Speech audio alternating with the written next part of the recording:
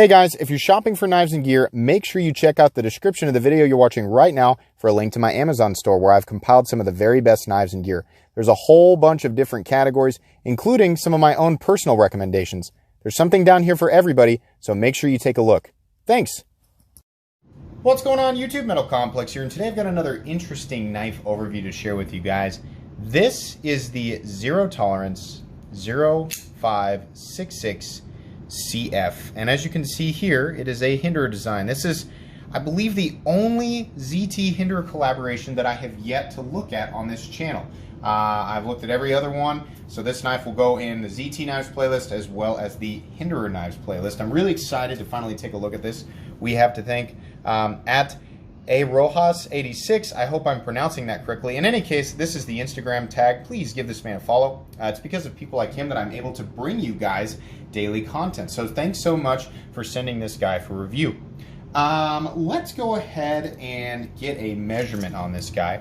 From tip to scale, we're looking at about 7.75 inches overall. Blade length is coming in at about 3.4 inches, and actual cutting edge is probably something like 3.3 inches overall. It's important for everybody to keep in mind that this knife is actually discontinued.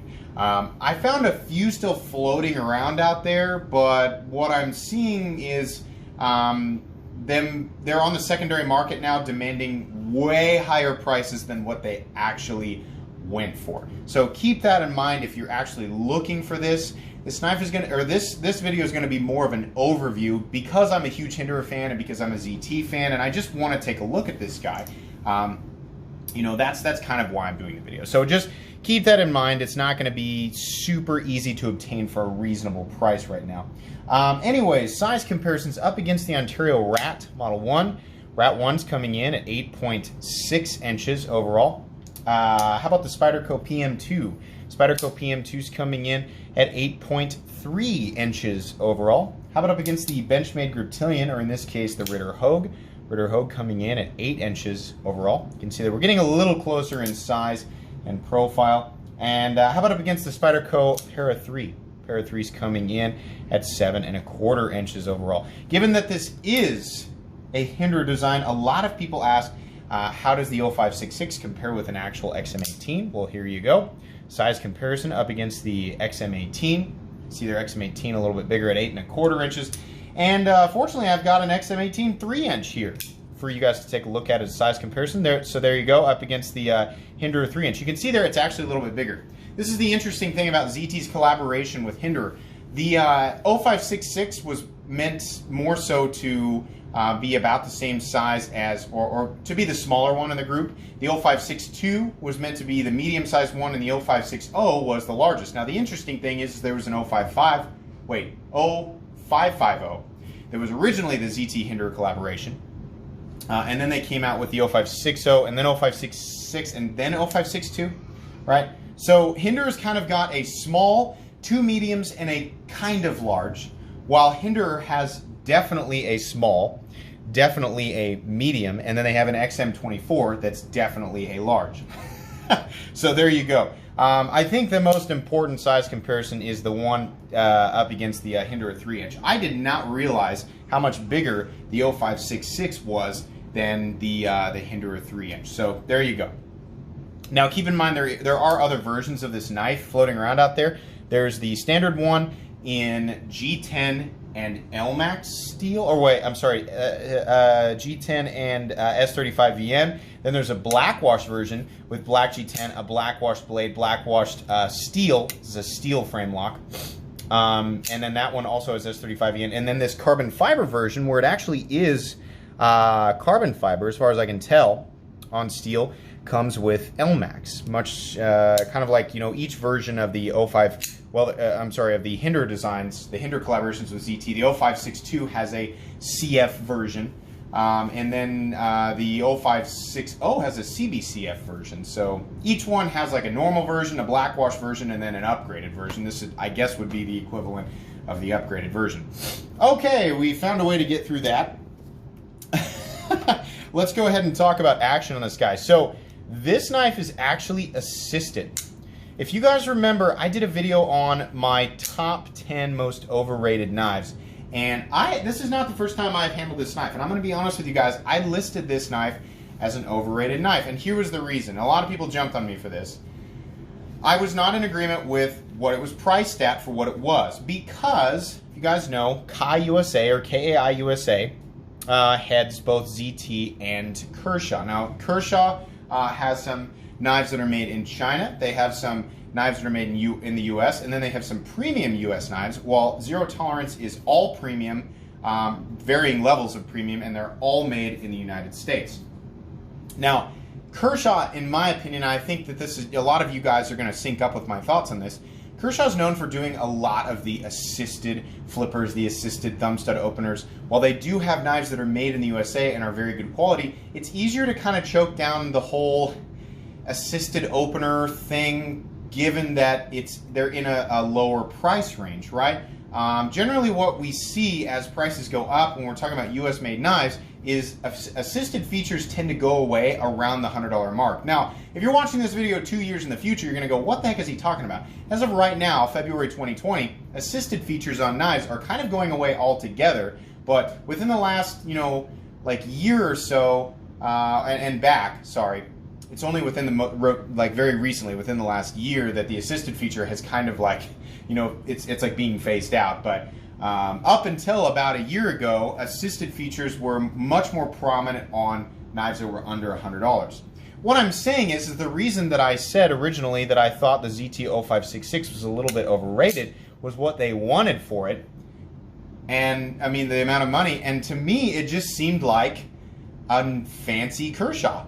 And I mean, pretty much the equivalent, build quality and materials that you might see on a Kershaw that was kind of in the upper tier, right? I was just seeing this price increase for, basically what I couldn't understand why they wanted more money for it. I've taken a closer look at this one, and I kind of am seeing some things that are indicative of, maybe a little bit more money, a little bit more value. But I just kind of wanted to point that out and clarify before we started talking about that. Anyways, action of this guy, it is assisted. It runs on phosphor bronze, as you can see right in there. And with assisted knives, my problem with them is that there's a torsion bar in there, and while it's unlikely, that it's going to wear out super fast, they can break, any spring, omega springs, coil springs, torsion bars, when they're under tension, or they're constantly being used in varying levels of tension on close or deployment, they can wear out. And when that wears out, unless it's got a detent ball, which actually, I think I can show you guys, well, I might be able to. This knife actually does have a detent ball and a detent hole. There, right there. Can you see it? And then on the inside of the frame lock, you can see there's a little detent ball. So if it wears out, it might break, which is why normally I'm like, I don't like that, because then unless it's got a detent ball in the hole, it won't function. This knife, I believe, will still function, but from what I've read, if you de-assist it, the detent strength tends to be very light. On top of that, you're dealing with phosphor bronze, which tends to have a little bit more friction than today's bearings, so I don't know how good the flipping action would be on it. In any case, you can de-assist it, and it can still function as a pocket knife if that happens, so I can't come down on it too much. I would prefer that it was like ZT-0560 and ZT-0562, where you didn't have to worry about the torsion bar at all, right? Because I think that the flipper tab is set up in a way, and just the shape of it, I think it feels very Hinder-esque, right? It feels like something I can just, especially in the thumb studs. I mean, I can do it. The thumb studs very much feel like Hinder thumb studs in that they're not optimally placed for deployment, and that's because that's their secondary feature. Their primary feature is as a stop pin, which I think is just fine. In any case, what I'm getting at is that I really think this knife should not have been assisted in the first place. But, okay, it's not that big of a deal, and this is discontinued anyway. So, anyways, I think the action is just fine, and I would imagine if you get the flipping action down, if you decide to de-assist it, if you kind of get used to it, then you're probably going to be plenty happy with it, but not going to be the best in the world if that's the case. Anyways, we have dwelled on action long enough. Let's talk about carry profile. So in terms of thickness, this guy's really not all that thick. In fact, it's actually a little bit thinner than the Spyderco Para 3. There is a flipper tab on it, so if you're the type of person to carry your knife or carry other things in your knife pocket besides your knife, then that flipper tab is going to bother it a little bit. But if you're like me and you only carry a knife in your knife pocket, it's not going to matter. You can see here it's actually taking up less space in terms of height than both the Spyderco PM2 and Para 3, two knives that are, you know, nobody ever complains about and that have super awkward carry profiles. So there you go. It's really not going to be that cumbersome in the pocket. Where it is going to be, I mean, in terms of, you know, the overall size of it, but where it is going to be a little bit cumbersome for some people is weight.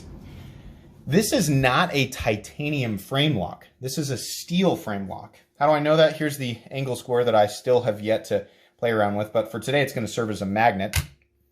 You can see that this is actually steel. Absolutely.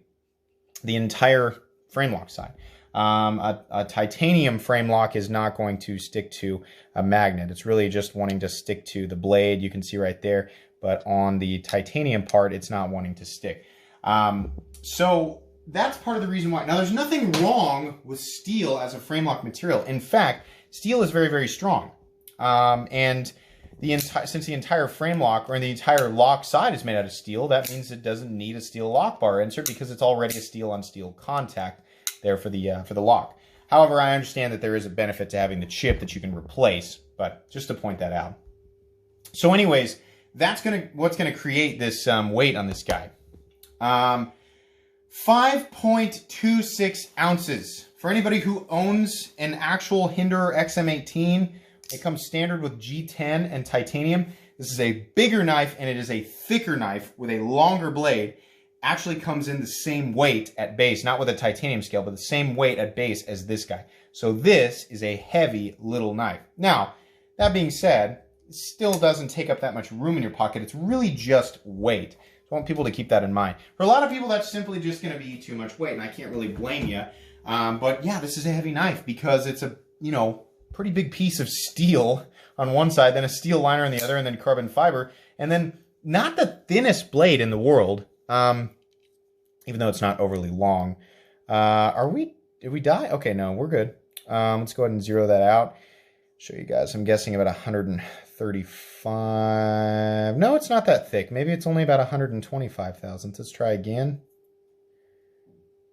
Back there. Well, that's definitely not right. My calipers are just amazing. I've already had to replace these once. Let's try it one more time. So, wow, it's really saying it's thin. But in any case, I do know this to be not like that thin. Here it is up against the Ritter Hogue at about 125 thousandths. So you can see there, we're looking at very similar thicknesses here. So that was kind of my guess, was about 125 to 130 thousandths. But anyways, we have kind of a small knife with a much larger knife's weight. So that's going to be the problem for a lot of people. Let's go ahead and talk about the anatomy of this knife. So like I said, we've got this carbon fiber front scale. Oh yeah, we didn't do the hardboard check. Let's go ahead and do the hardboard check. Go ahead and get out my handy dandy WIA bit selector and WIA magnetic driver, two items that are extremely inexpensive that I can recommend to everybody. And yes, those are down in my description in that link that I was talking about at the beginning that leads to my Amazon store. You can pull that open and find them in knife maintenance. You should check that out, absolutely. From what I know about ZT knives and ZT Hinderer collaborations, I'm going to guess that this hardware is all T8, but I've been proven wrong before, so let's go ahead and give that a shot. T8 on the pivot, definitely. And how about the body screws? Yes, T8 on the body screws. I was kind of worried there for a second, but yeah, we absolutely have T8 there. Now it's going to be probably T6 on the pocket clip screws, the over travel stop, or the lock bar stabilizer. And then there's no lock bar insert. But yeah, as far as the hardware for, goes that it would be required to disassemble the knife, it's all going to be T8. So happy with that. That's nice. ZT, traditionally has gotten that correct. I think here with some recent models, they've gone more T6, which is backwards in my opinion, but oh well, no big deal. So anyways, we have a actually really nice carbon fiber front scale. It's very smooth, very reflective. I like that. It's very simple, nicely chamfered all the way around, no sharp edges. Moving up to the blade, we have ZT's typical stonewash Looks really, really nice in my opinion. You have the ZT logo on the front and then the Kai USA and all the information on the back. I've kind of talked about this before. I don't really like all the billboarding, but that's how ZT or Kai USA does it. So, okay, it's not really that big of a deal. The thumb studs are actually thumb studs on this knife versus like the 0562 where they're strictly external stops. They do have texturing right here, so you can deploy it. The fact that it's assisted actually helps me do the reverse flick on this knife because it would otherwise be next to impossible given the position of the studs. But yeah, you can do it here. If yours is de-assisted, maybe the fact that it's got a super light D10 at that point might help you, but I don't know. I'm not going to de-assist this. It's not mine. It does lock out very solid, typical of ZT Hinderer collaborations or any knife that has external stops. We have a drop point blade here with a swedge that's running, you know, right down. It's not really the middle of the blade, but there's a lot of strength being emphasized here considering where the flat is. Did I say swedge? Flat. I can't remember. Flat runs about 70%, 75% the length of the blade. Carrying that thickness out to, you can see there in typical Hinderer fashion, it carries it out pretty far. So you've got a pretty robust blade. The fact that it's made out of Elmax is also great. Elmax is notoriously very tough for being a stainless steel, and it also has excellent edge retention. Now, I don't know if ZT was getting the heat treat exactly right back then, but I can tell you that as Elmax goes, people tend to like it. So Elmax, you know, as far as my experience with this knife and what I understand about it, was a good choice for this knife. In fact, I actually have a knife currently in Elmax, and that's my Recon 35, and I use this thing all the time. It's actually starting to get dirty, and Elmax is a great steel. I'm very happy with Elmax steel. Like I said, don't know anything about ZT's heat treat on it when this knife was prominent or more widely available or a newer model for them. But I generally speaking enjoy Elmax. This blade is not ground in a way that's going to emphasize cutting performance, which is probably why there's a custom edge on this. It looks like it's been ground to be a little bit better at slicing and cutting. But yeah, in its basic form, this was not one that was known for being super duper slicey, even considering how thin it is at the spine. And that's because you just don't have a lot of space to drop towards the cutting edge, and it really didn't taper that much. These are notorious for being fairly thick behind the edge. But will it still cut and do your EDC type tasks? Yes. You're not going to get it and be able to, like, you know, you're not going to have to like push cut into everything because it's a wedge. It's not that, it's not like that. It's just, you know, versus today's standard for a slicey blade, this is not going to be up there in the sliciest blades. Yeah, it's going to be just fine for EDC. You're going to be able to do your puncture tasks just fine. So no big deal there. No double clutch on this guy. It does absolutely clear the detent ball, but the detent ball is not very prominent. And even though this doesn't have what we would consider to be the detent ball ramp, it's pretty easy in terms of like passing it. You can see it's passing over that area there pretty easily, so no issue. This is one you have to, you know, keep in mind that because it's assisted, you're going to be met with resistance right here. So you have to make sure that you're dedicated to putting that away, because if you slip, then it throws the blade back out, and on rare occasions, it can absolutely jump out of your hand. People always make fun of me for saying that. They're like, that's stupid, you should be able to hold on to your knife. Yeah, you're right, you should be able to, but stuff happens because nobody's perfect, and we have all dropped our knives. So assisted knives or spring-loaded knives, it just adds another element where that's even more likely. So just be cognizant of that. Like I said, the hardware is all T8. You can see here there are mountable positions for the pocket clip in every direction. So tip up, tip down, left or right-handed carry. So that's nice. Though it is a truly right-handed frame lock. But lefties, you can still carry this. Nice lanyard hole that is out of the way in true Hinderer fashion. You can see there on the actual XM, it's kind of in the same place. So I like that, no issue there. And then we have perhaps one of ZT's better clips, the deep carry pocket clip. It's nothing special, but it rides where it needs to, and I'm happy with that. You can see here it does have Hinderer's lock bar stabilizer, and the reason we don't call that an over travel stop is because, I mean, it is an over travel stop, but it's keeping the lock bar from going too far like this, but it's also from this direction keeping the lock bar from pressing in against the frame or out. That disc, actually, that's the reason that people call it a stabilizer. Rick Hinderer invented that. So that's nice that it's got that on there. That's interchangeable with some other aftermarket ones, so you can kind of dress this knife up if you want to, along with the hardware. I know XXX Adrenaline XXX on eBay has a lot of aftermarket titanium parts for these Hinderer ZT collaborations, so you should definitely check him out. It's also important to point out, my goodness, that this has the hex female side of the pivot, which means it's not a free spinning pivot. I'm stuttering like crazy today. The ZT0562 is notorious for having a free spinning pivot, which is funny because it was considered an evolution of this knife, or well, not necessarily an evolution, but just a knife that came out after this and has a lot of features that a lot of people would consider, you know, upgrades from this one, right? So it's interesting that they did the hex head on this guy and not on the 0562. But anyways, you can see there are no steel lock bar insert, but like I said, it really doesn't need it because this is steel. This knife has definitely been used, absolutely, and it looks like fairly thoroughly. The lock bar is still coming in right about where I see them online at about 50%.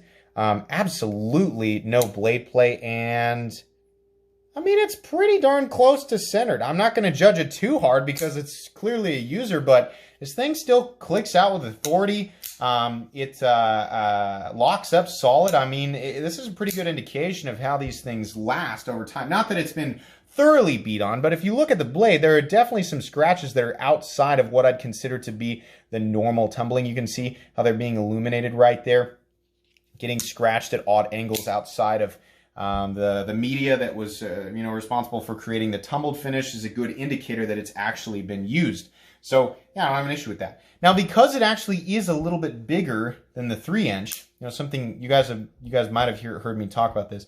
I don't know that I've unboxed the 3-inch on the channel yet. Anyways, I mean, these are all pre-recorded, so you just got to keep that in mind. The 3-inch, what I don't like about it is that I can't get all 4 fingers comfortably around the handle.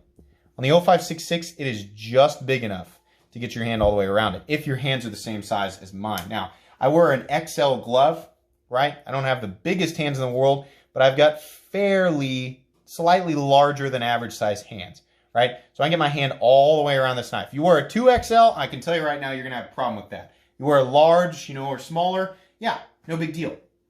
This knife is very comfortable. It has Hinderer's ergonomics. There is no jimping on the flipper tab, and it's nicely rounded off, which means the flipping portion of this is comfortable. You do have a little bit of that issue with the landing zone being plagued by unnecessary jimping, so you might have to keep that in mind. It still is nowhere near as uncomfortable as an actual XM18, though. I just wanted to point that out. Those are very uncomfortable versus this. Not to the point where it's like, I can't handle it. I'm just saying if we're going to compare, this is a lot more comfortable. But in terms of just general comfort and ergonomics, you know, regardless of the grip, yeah, it's very, very friendly to the human hand, and the pocket clip is not what I would consider to be a hotspot at all. So anyways, let's recap what I don't like about it.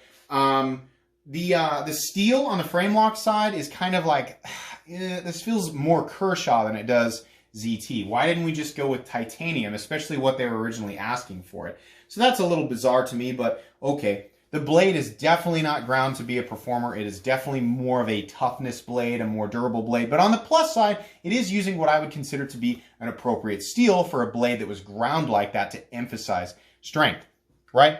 What's the next thing that I was going to complain about?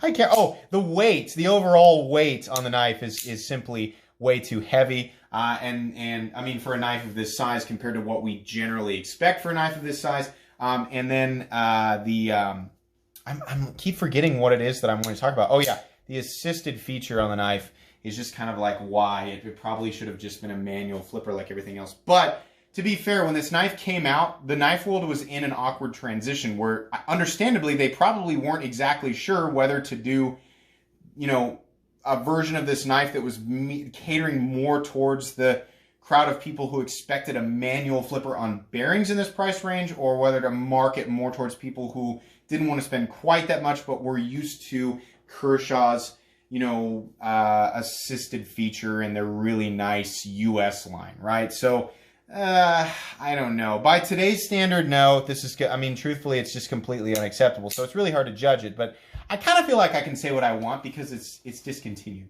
As usual, I'm always giving you guys my organic thoughts, you know.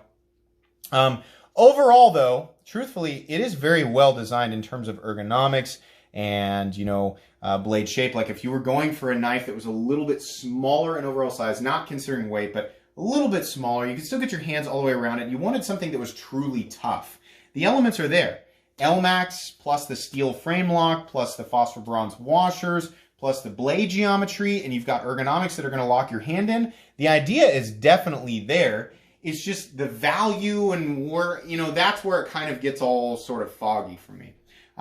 In any case, though, this was really fun to look at, and I really enjoyed taking a look at it. And it was the only Hinderer collaboration that I had not, the only Hinderer ZT collaboration that I had not yet looked at on this channel. So anyways, to the gentleman who sent it to me, thank you so much for giving me the opportunity to take a look. But guys, I think that's going to be pretty much it for today's video. So like I said, make sure you check out the links in the description for my Amazon store and a whole bunch of other great stuff, including Silent Complex. If you have not subscribed to my Silent Complex channel, please subscribe. And if you want to become a member of the channel, please check out channel memberships. Guys, that's going to be pretty much it for today's video. If you enjoyed this video, please leave a like. If you'd like to check out my other content, I do, of course, have lots of videos of knives that are either expensive or inexpensive that I do or don't like. So check those out, and if you enjoy all my content, go ahead and click on this Metal Complex logo right here and subscribe, because there's definitely more coming. Thanks again for watching, everybody, and have a great day.